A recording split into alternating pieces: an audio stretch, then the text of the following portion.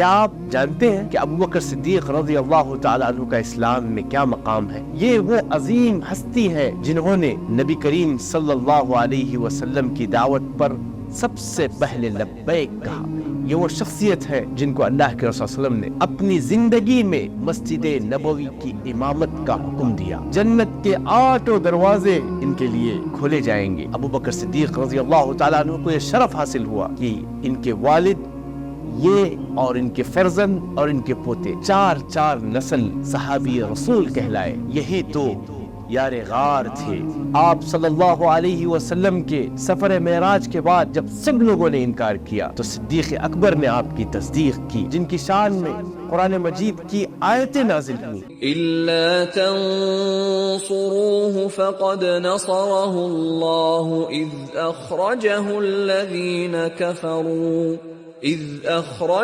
الَّذِينَ كَفَرُوا ثَانِيَ اثْنَيْنِ إِذْ هُمَا فِي الْغَارِ إِذْ يَقُولُ لِصَاحِبِهِ لَا تَحْزَنْ إِنَّ اللَّهَ مَعَنَا فَأَنزَلَ اللَّهُ سَكِينَتَهُ عَلَيْهِ وَأَيَّدَهُ بِجُنُودٍ لَّمْ تَرَوْهَا وَجَعَلَ كَلِمَةَ الَّذِينَ كَفَرُوا السُّفْلَىٰ وَكَلِمَةُ اللَّهِ هِيَ الْعُلْيَا وَاللَّهُ عَزِيزٌ حَكِيمٌ۔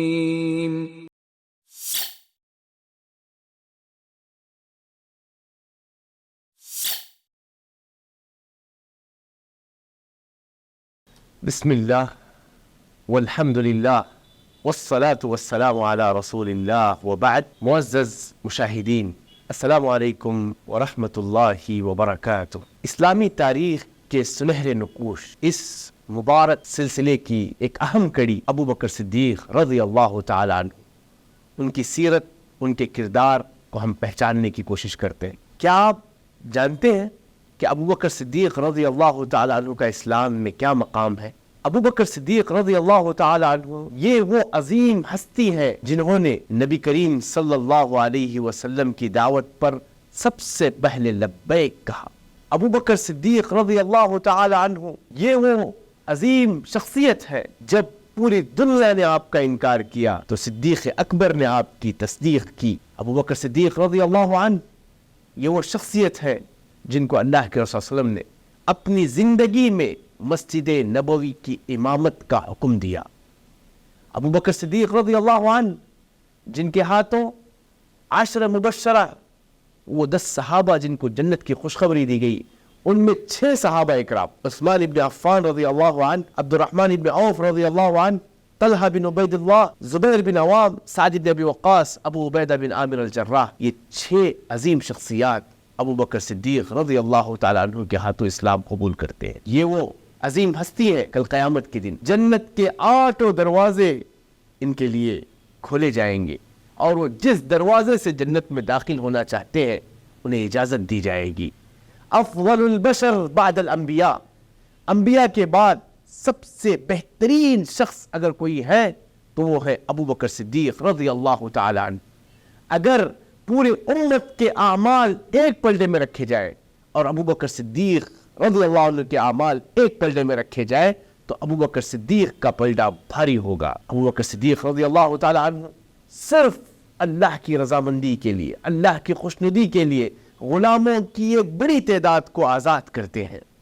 ابو بکر صدیق رضی اللہ عنہ یہ وہ شخصیت ہے، جب عقبہ بن ابی معیط اپنی چادر کو لپیٹ کر اللہ کے رسول صلی اللہ علیہ وسلم کی گردن کو مروڑنے لگتا ہے تو اس موقع پر عقبہ کو دھکا دیتے ہوئے یہ کہتے ہیں اتقتلون رجلا ان یقول ربی اللہ، کہ تم ایک ایسے شخص کا قتل کر رہے ہو، اس کا جرم یہ ہے کہ بس وہ توحید کی دعوت دیتا ہے۔ معزز سامعین، ہجرت کے موقع پر ہم دیکھتے ہیں کہ ابو بکر صدیق نے اپنے گھر کے تمام افراد کو، اپنے بیٹوں کو، بیٹیوں کو، غلاموں کو ہجرت کی خدمتوں پر اور ذمہ داریوں پر معمور کرتے ہیں۔ ابو بکر صدیق یہ وہ عظیم ہستی ہے جو بدر کے موقع پر آپ صلی اللہ علیہ وسلم کو تسلی دے رہے ہیں، احد کے موقع پر آپ کے ساتھ مضبوطی کے ساتھ کھڑے ہیں، صلح حدیبیہ کے موقع پر ایک نازک موقع تھا، اس نازک موقع پر آپ کے دفاع کے لیے اتر جاتے ہیں۔ تبوک کے موقع پر ہم دیکھتے ہیں کہ اپنا سب کچھ لا کر اسلام کے لیے نچھاور کر دیتے ہیں۔ 9 ہجری میں رسول اکرم صلی اللہ علیہ وسلم نے اپنی جگہ نیابت میں ابو بکر صدیق کو امیر حج بنا کر بھیجا۔ حنین کے موقع پر آپ کے ساتھ استقامت کی مضبوط دیوار بن کر کھڑے ہوتے ہیں، یہ ہے ابو بکر صدیق رضی اللہ عنہ۔ یہی تو یار غار تھے۔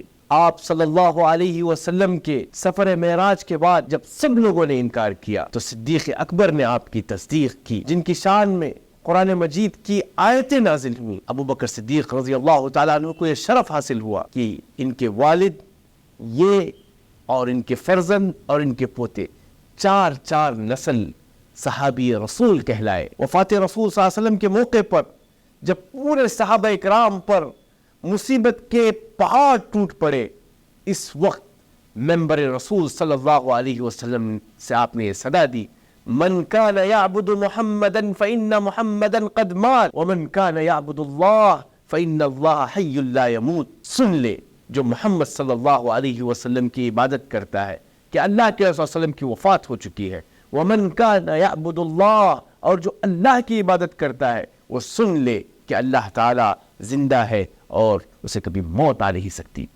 معزز مشاہدین، وفات رسول صلی اللہ علیہ وسلم کے بعد جس قسم کے طوفان، آندھیاں، سیلاب اور فتنے ٹوٹ پڑے، ان تمام فتنوں کا ڈٹ کر آپ نے مقابلہ کیا، مانعین زکوٰۃ کے مسئلے کا حل نکالا، مرتدین کے فتنے کا قلع قمع فرمایا، مدعیان نبوت کے دعوے داروں کو سبق سکھایا۔ جیش اسامہ کے معاملے میں آپ نے اپنا 2 ٹوک موقف رکھا۔ صحابہ کرام کی آراء مختلف تھے، کسی نے کہا اسامہ تو غلام ہے، غلام کے فرزند ہے، حالات اس بات کی اجازت نہیں دیتی ہے، یہ خلاف حکمت ہے کہ اس موقع پہ اسامہ کا لشکر نکلے۔ اس موقع پر ابو بکر صدیق رضی اللہ تعالیٰ عنہ نے کہا، اگر مجھے پتہ چلے کہ مدینے پر موذی جانور حملہ کرنے والے ہیں اور پورے مدینے میں تنہا ابو بکر کو رہنا ہے، تو ایسے نازک حالات میں بھی اسامہ کا لشکر جا کر رہے گا۔ معزز سامعین، خلاصہ یہ ہے کہ ابو بکر صدیق رضی اللہ تعالیٰ عنہ کی شخصیت، یہ وہ عظیم شخصیت ہے